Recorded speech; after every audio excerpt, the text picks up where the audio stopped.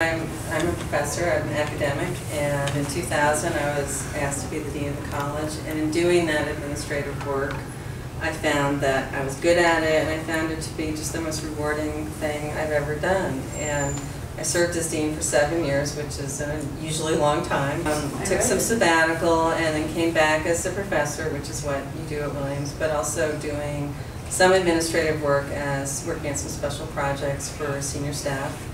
And then was appointed to run the Oxford program, which is our one and only study away program. Unlike Dickinson, that's the only one we have.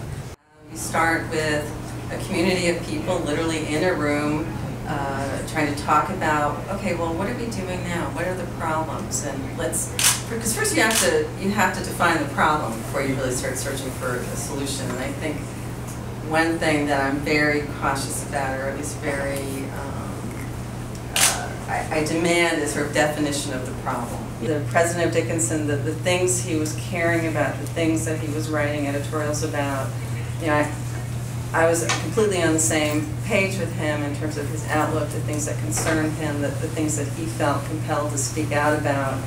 And so it's a marker of, I think, the values of an institution that you feel that you're on the same wavelength and the same philosophy as its current leader. I think Dickinson has done an extraordinary job of, in its curricular innovations and development, its global studies program, the way it integrates sustainability throughout the institution, but all those things need constant attention. You can't just say, oh, we're done with the sustainability part, we're really good at that. It just needs constant attention because we live in an ever-changing world, and the fact is, every year our student body changes by 25%.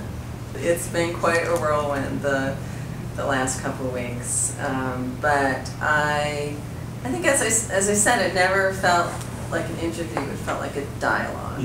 And from that experience, and I have a number of friends who are presidents of various institutions, and from their experience, I knew when I felt that this would be a situation where this could work.